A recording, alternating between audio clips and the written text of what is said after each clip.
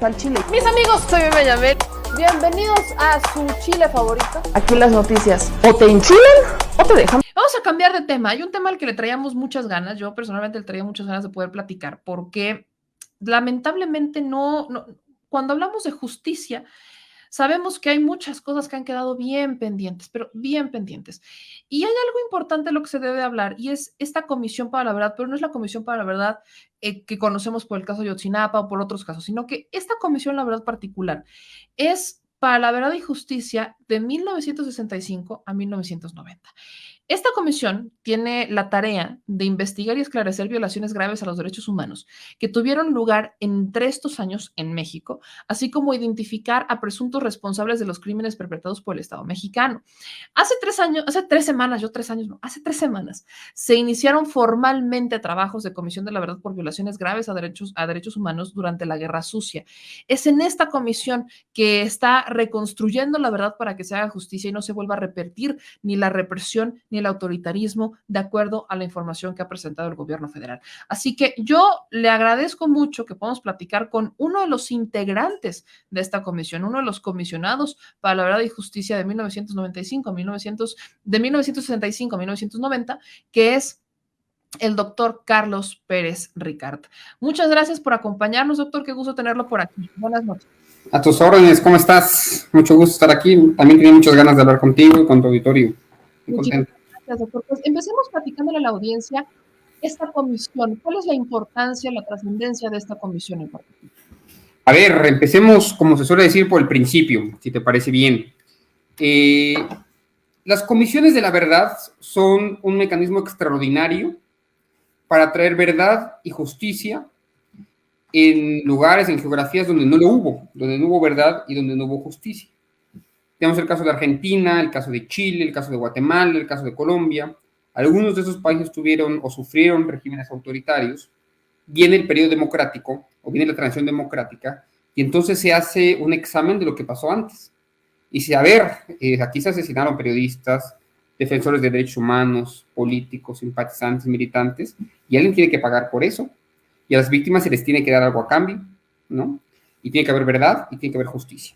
Eso pasó en prácticamente toda América Latina, ha pasado en muchos países de África, en Asia, pero en México, después de la transición del 2000, no tuvimos jamás un proyecto de verdad y justicia que diera cuenta de lo que pasó en el periodo de la así llamada Guerra Sucia, que es prácticamente la política de contrainsurgencia del Estado mexicano en contra de militantes comunistas, de gente que peleó por un mejor futuro en este país, y de otras muchas entidades políticas, y que del 1965 a 1990 o fueron desaparecidos, o torturados, o asesinados.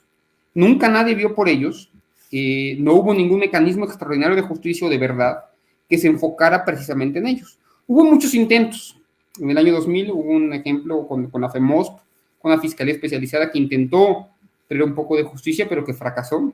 Vicente Fox vende, digamos, al PRI la FEMOSP, y es hasta ahora, muchos años después, en las que el presidente López Obrador y un conjunto de una asamblea de víctimas unen sus esfuerzos para crear una comisión de verdad y justicia, que quizás a los más jóvenes que nos ven hoy les parecerá que esto es como la prehistoria, pero no lo es. Hasta hace muy pocos años el régimen, el gobierno federal, reprimía, asesinaba, desaparecía. Entonces, la Comisión para la Verdad y la Justicia, de la que yo formo parte, que se concentra en la Guerra Sucia, lo que intenta es hacer eso, exactamente, esclarecer, en el sentido de iluminar lo sucedido en el periodo del 65 al 90, y tiene otras atribuciones más que te voy a platicar en un ratito más, pero es sobre todo eso, un intento por esclarecer, por traer verdad y por traer justicia a las víctimas de graves violaciones a los derechos humanos perpetradas por el Estado mexicano en estos 35 años. ¿Cuál es el reto más grande? Porque estamos hablando obviamente de hechos que ocurrieron ya hace años, entonces regresar el tiempo pues es algo que no se puede. ¿Cómo le hacen en la comisión para reconstruir los hechos, para obtener la información? ¿Cuáles son las herramientas que tienen a la mano? Bueno, somos 5 expertos independientes los que construimos el así llamado mecanismo de esclarecimiento histórico. Somos académicos, 3 de nosotros y 2 defensores de derechos humanos.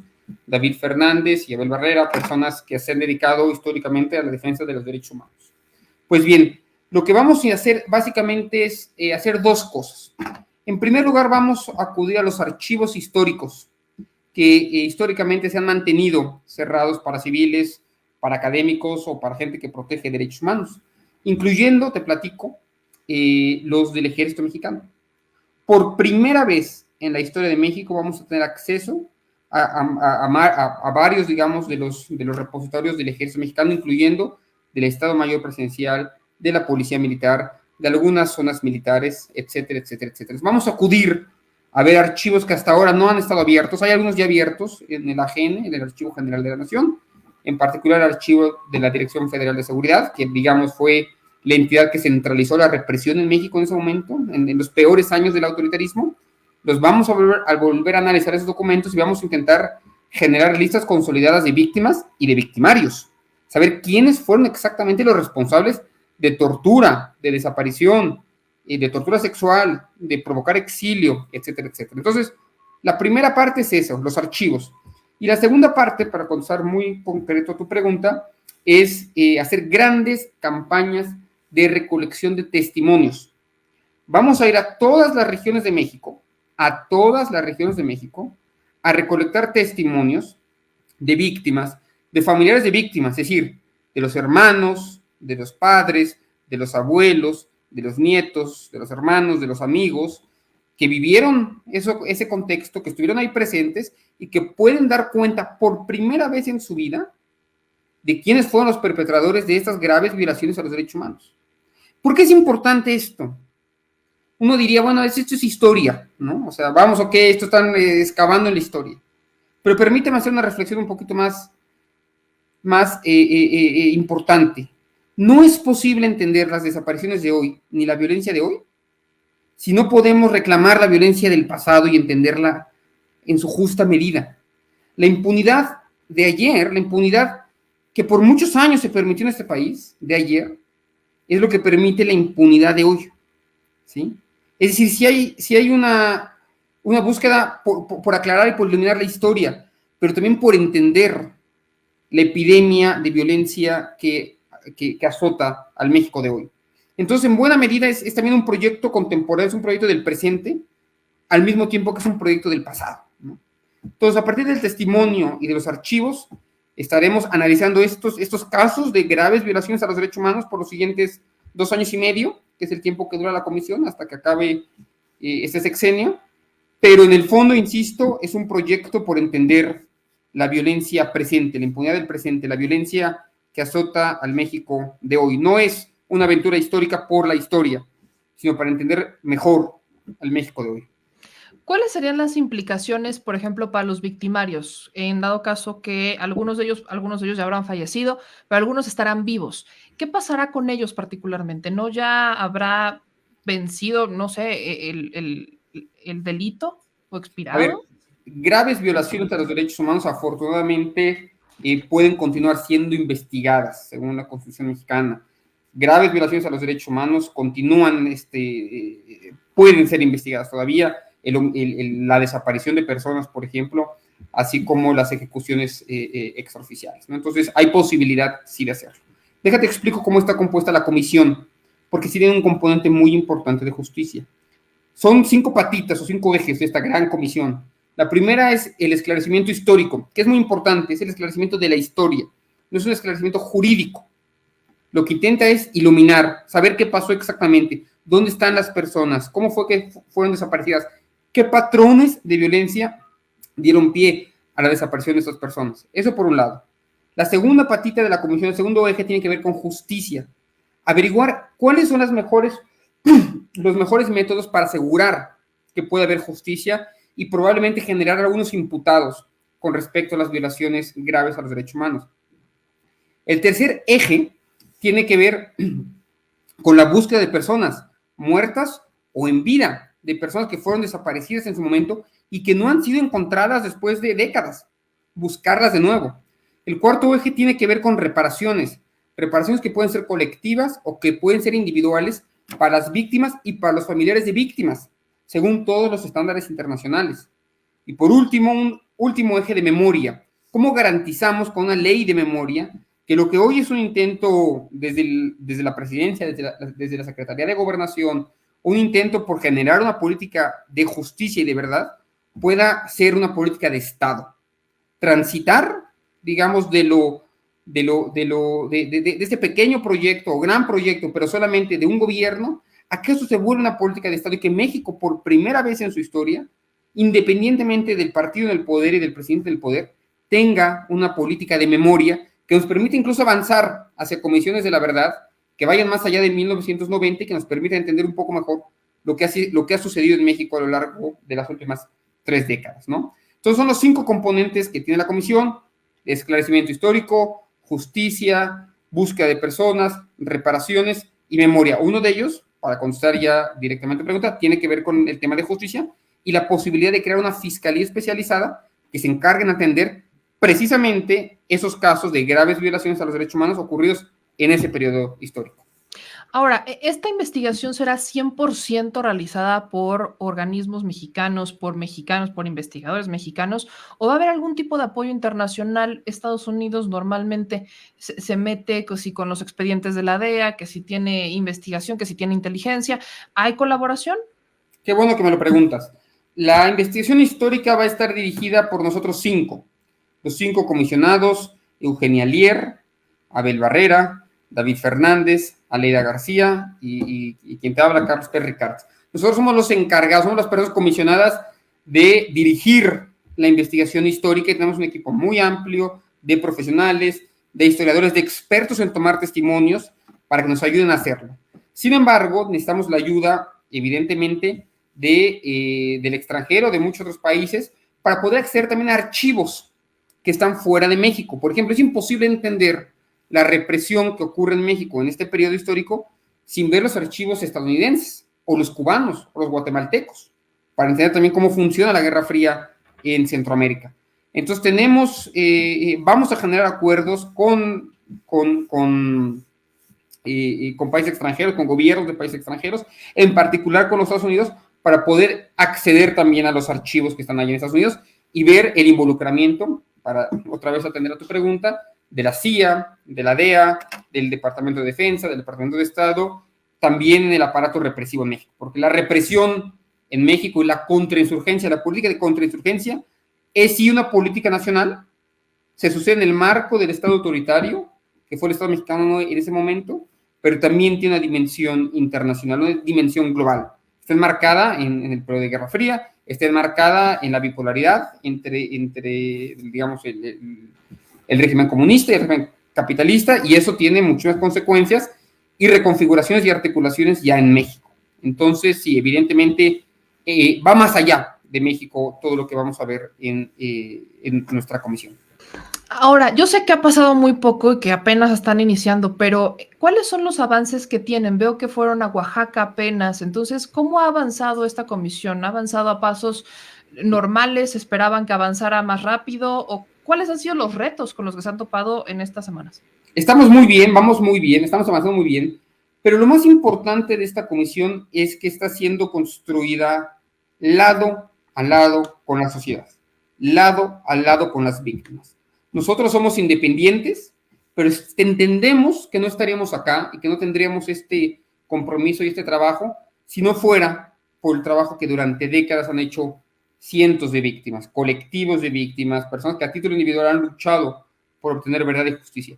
Entonces, ahorita estamos haciendo una pequeña serie de giras. Estuvimos en Oaxaca, vamos a estar en Jalisco la siguiente semana, luego vamos a ir para Guerrero, vamos a estar en Puebla, vamos a estar en Sinaloa, en Chihuahua, presentando un plan preliminar de trabajo para recibir retroalimentación por parte de las víctimas y de todos los colectivos y de toda la sociedad que en general esté interesada en nuestro trabajo, para tomar este feedback, tomar esta retroalimentación, todos esos insumos por parte de ellos, alimentar mejor nuestro plan de trabajo y, digamos, hacia el mes de marzo, abril, ya tener un plan de trabajo consolidado que va a ser la guía, va a ser la hoja de ruta que va a marcar el trabajo de la comisión por los siguientes 2 años y medio.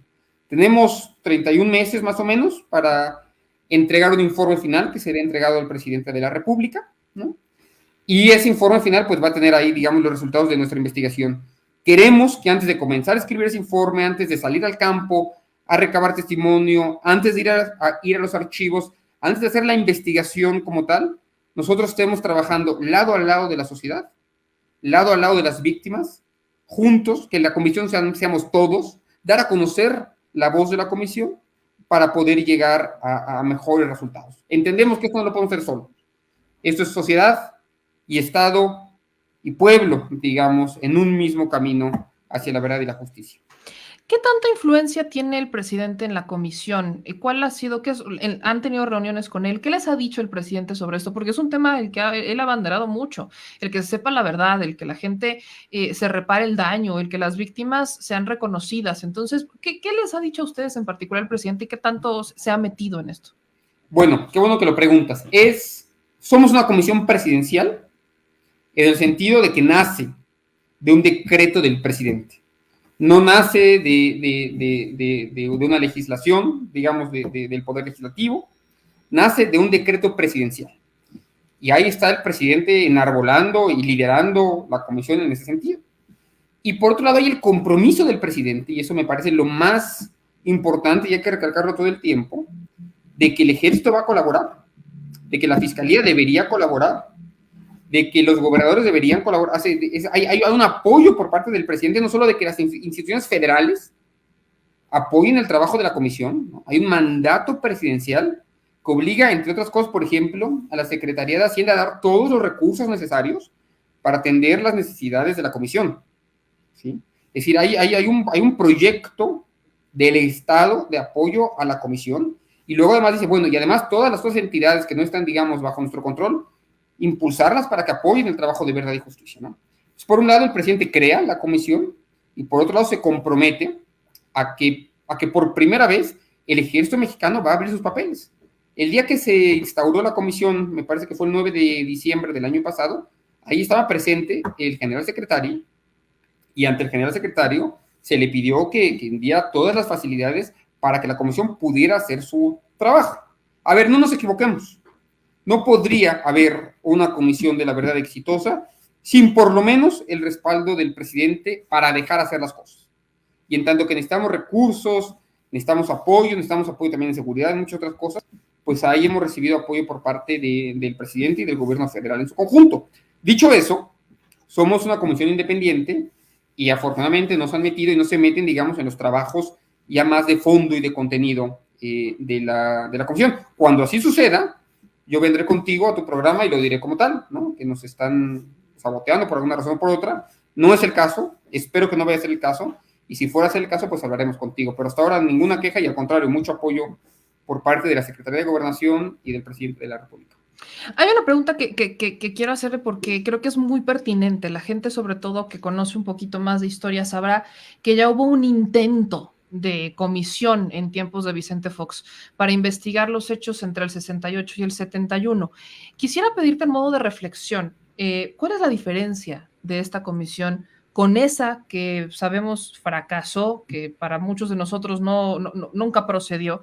E incluso también hablándolo en tiempos actuales, haciendo una reflexión, aprovechando que tenemos por acá, ¿cómo ves estos tiempos? Tiempos actuales, hoy por hoy que vemos que hay grupos, que hay mucha euforia, que hay mucha opinión, que hay mucho movimiento político entre la población.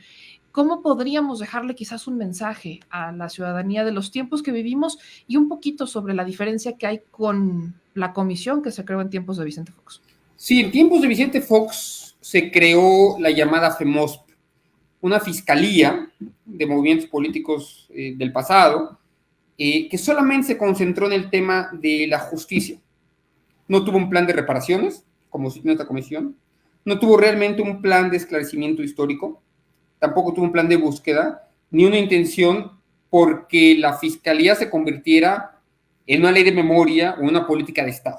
Fue una cosa muy reducida, la famosa FEMOSP, y que ni siquiera pudo llevar a buen puerto su primer objetivo, que es el tema de la justicia. Hubo un solo imputado en todo el trabajo de la FEMOSP, se gastó muchísimo dinero, se hizo mucha alaraca, pero al final hay un solo imputado, fracasa, en parte porque no tiene el apoyo del presidente Fox. Nace sí con el apoyo del presidente Fox, pero poco a poco realmente el presidente va perdiendo influencia en la FEMOSP, le deja de importar y realmente, yo insisto, vende la FEMOSP al PRI para poder sacar un plan presupuestal, me parece que del año 2004, ¿no? Entonces, Vicente Fox traiciona la política que él inició de verdad y justicia.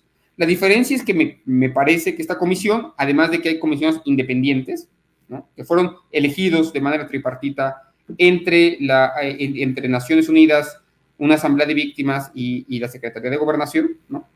Y es más integral, insisto, tiene un proyecto de reparaciones, tiene un proyecto de búsqueda, de ley de memoria, de justicia y de verdad. Eso no había en el año 2001 cuando se crea la FEMOSP. En cuanto a la reflexión más amplia, eso, insistir que no puede construirse hoy una política de verdad si no se atiende al pasado. A veces da flojera volver al pasado. Pero aquí por eso vengo al programa de hoy, para insistir, ¿sí?, que no se trata de un montón de historiadores aburridos en este trabajo, sino que los patrones de violencia, o los patrones, los mecanismos que permiten la violencia actual, ya estaban antes, ya estaban en los años 70, ya estaban en los años 80.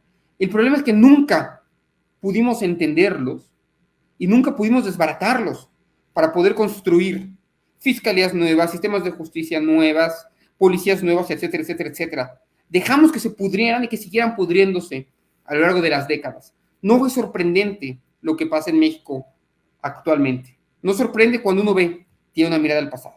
Entonces, entender a las víctimas del pasado es importante para entender a las víctimas actuales. O sea, a los colectivos de víctimas actuales, a las madres que buscan a sus hijos hoy, a las organizaciones de desaparecidos, que buscan desaparecidos, etcétera, etcétera, etcétera. Yo los invito a que vean el trabajo que estamos haciendo, porque es parte también de su lucha.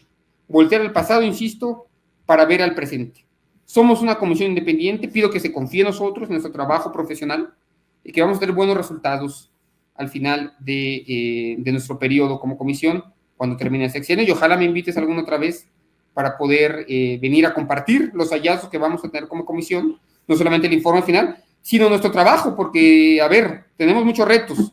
No va a ser fácil convencer al ejército, no va a ser fácil convencer a la fiscalía, no va a ser fácil ir a los estados de la República donde hay gobernadores que no querrán que la comisión funcione o tal vez no quieran que la comisión funcione. Necesitamos convencer a la sociedad para que haga presión en México y fuera de México para que el trabajo de la comisión sea exitoso y no fracase, digamos, como la famosa FEMOSP a principios de este siglo. No, bueno, esta es tu casa. Yo feliz de la vida, sobre todo porque es una audiencia que está ávida de que esto se sepa, de que se llegue a la justicia, de que se repare el daño, de que la gente tenga memoria histórica.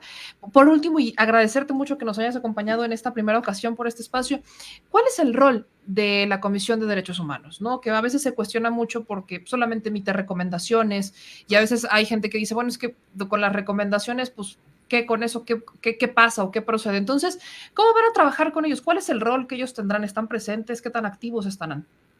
La Comisión Nacional de Derechos Humanos no es parte constitutiva de la Comisión, es parte orgánica de la Comisión.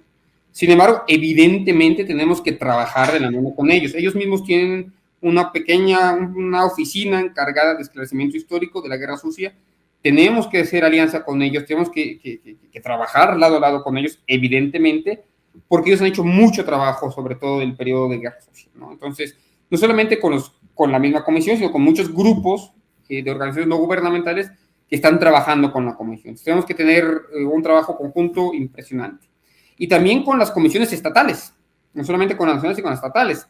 En muchos lados vamos a tener que llegar a las comisiones estatales. Tuvimos un encuentro en Oaxaca con la Defensoría de los Pueblos de Oaxaca, donde precisamente nos van a ayudar, por ejemplo, en la toma de testimonios, ¿no? Entonces tenemos que agarrar de todas las alianzas posibles a nivel federal y a nivel estatal y con todos los órganos independientes y que pertenecen al gobierno federal para avanzar en este proceso. Tiene que ser un proyecto de Estado, tiene que ser un proyecto de la sociedad en su conjunto. No puede ser ahí 5 comisionados trabajando solos. Si no articulamos alianzas con legisladores, ¿sí?